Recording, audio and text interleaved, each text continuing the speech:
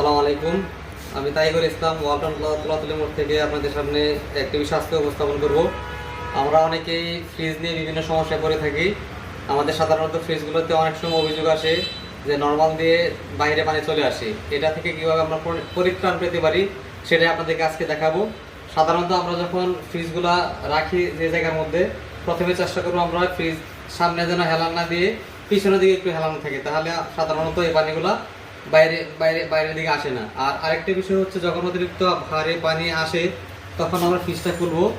খোলার পর আমরা দেখতে পাবো ভিতরে একটি ছিদ্র রয়েছে নর্মালের মধ্যে। এখানে সাধারণত এখন নতুন ফ্রিজগুলোতে এরকম কাঠি দেওয়া থাকে। এটা দিয়ে হালকা চাপ দেওয়ার পর যে বরফগুলো এখানে জমে এগুলো ভিতরে চলে যায়, তখন সাধারণত এই পানিগুলো সামনে আর চলে আসে না। দ্বিতীয় পদ্ধতি হচ্ছে, তারপরে যদি না যায় তাহলে আমরা হালকা কুসুম গরম পানি করে সেখানে একটু ঢেলে দিব, তাহলে বরফগুলো কেটে যাবে। তখন সাধারণত যে পানিগুলো এক্সেস পানি থাকে এগুলো সামনে না এসে ভিতরে চলে যাবে। সুতরাং আজকে যে ওয়েটা আপনাদেরকে দেখালাম তা ফলো করেন, তাহলে ফ্রিজে যে পানি বাইরে চলে আসে এটা থেকে আপনারা পরিত্রাণ পাবেন।